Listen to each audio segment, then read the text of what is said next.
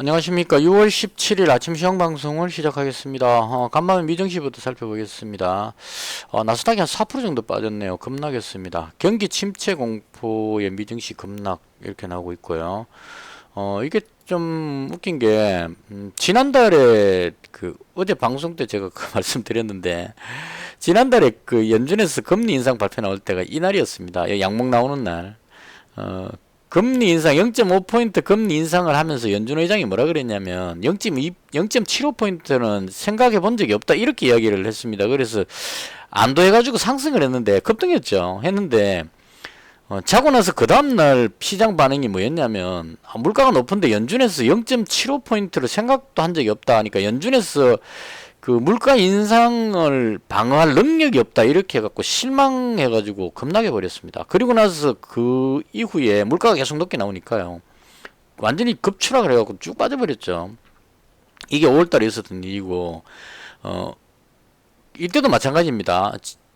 어제 말고 그 전날 밤에 연준에서 0.75포인트 자이언트 스텝 발표를 해서 상승을 했습니다. 오히려 이제 악재가 해소됐다 해갖고 상승을 했는데 이게 자고 일어나서 지금 올랐는 것보다 더 빠져버렸습니다. 4%나 급락해 버렸습니다. 그러니까 이제 시장에서 해석하는 거는 연준 의장도 표현하는 게 조금 문제가 있는 것 같아요. 명확하게 그날 어떤 표현을 해줘야 되는데 금리 인상 발표하는 날은 그냥 시장 친화적인 발표를 하고 나서 그 다음 기자들한테 답변하면서 자꾸 이제 이 말하는 것들이 심각한 쪽으로 자꾸 이야기를 해버리는 것 같아요. 0.75포인트, 7월에도 0.75포인트, 뭐 이런 쪽까지 표현해버리니까, 이게 시장이 가뜩이나 경기가 침체 상황인데, 금리는 계속 올리고 있고, 경제지표는 지금 제조업 경제지표 이런 게 안 좋게 나오니까, 침체하고 있는데 금리를 계속 올리니까 더 침체할 것이다. 이렇게 해가지고, 침체 우려감으로 해서 지금, 빠져버리는 이런 상태입니다. 그래서 이건,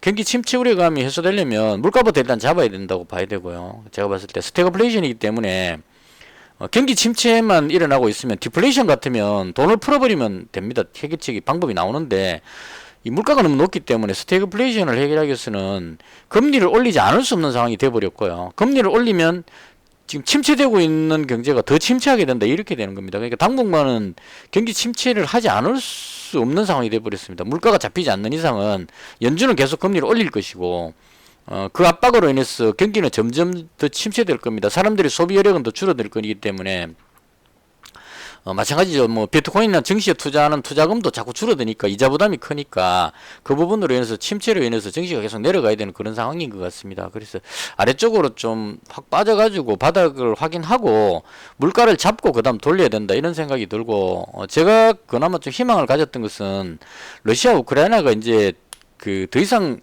팽팽하게 힘의 균형이 잡혔기 때문에 이대로 계속 가기에는 부담스러우니까 대화 협상 뭐 이런 쪽으로 가기를 희망을 했는데요. 지금 하고 있는 거 보면 그게 아닌 것 같거든요. 푸틴 대통령은 지금 시진핑 주석을 만나가지고 통화를 하면서 중국과 러시아가 우호 관계가 있다 이 부분을 이제 확인을 하는 그런 느낌. 그러니까 전쟁이 장기화됐을 때 중국이 러시아 편에 들어서 뭐 석유라든가 천연가스 이런 소비들만 어느 정도 해주면 러시아는 버틸 수 있다는 얘기입니다. 러시아는 경제가 지금 어느 정도 회복을 다 했기 때문에 1년이고 2년이고 가더라도 답답할 게 없다는 얘기죠. 고유가에 천연가스가 비싸고 하기 때문에 자원을 가지고 있는 러시아 입장에서는 이 현재 상황이 나쁘지 않다 이렇게 볼 수 있을 것 같습니다. 그래서 러시아는 장기전을 준비를 하고 있는 것 같고요. 그러니까 뭐 중국에서 소비만 해줘도 러시아는 생존이 가능하다 이렇게 보는 것 같습니다. 그리고 바이든은 지금 우크라이나에 1조 몇 천억 달러 또 무기를 또 지원한다고 이야기를 합니다. 그러니까 우크라이나 너 할 때까지 끝까지 해봐라. 러시아를 밀어낼 때까지 너 할 때까지 해봐라. 도와줄게 이런 느낌이고 사우디 쪽으로 방문해가지고 또 석유 생산을 늘리고 이런 쪽에 다른 방향을 찾는 것 같습니다. 그래서 이 부분이 저는 좀 출구 전략이 나올 줄 알았습니다. 대화를 해서 협상을 해가지고 어느 정도 타협 볼 줄 알았는데 갈 때까지 가보자 이런 느낌. 그래서 이 부분이 세계 경제에 얼마나 많은 문제점을 유발할지는 가봐야 알겠죠. 중요한 건 러시아는 답답하지 않고 미국도 그렇게 답답하지 않다. 다른 심각한 곳에서 아프리카 북부라든가 아시아의 저개발 국가, 뭐 방글라데시 이런 쪽에 이제 파산이 되고 이런 사태가 발생할 그런 위험성, 그래서 상당히 시장이 이제 어려운 상황이다, 이렇게 보면 될 것 같습니다. 한마디로 암울하다는 걸 길게 설명했습니다. 그래서 오늘도 여전히 시장이 안 좋을 것 같고요. 어제 국내 증시가 올라가다가 미국 선물지수 빠지는 바람에 좀 밀려버려 갖고 그나마 다행입니다. 이건 만약 올라간 상황으로 끝났는데 이렇게 돼버리면 부작용으로 그냥 급락해 버릴 수 있는데, 그나마 어제 오르지 않았는, 미증시 상승할 때 오르지 않았는 부분이 다행이라고 생각이 되고요.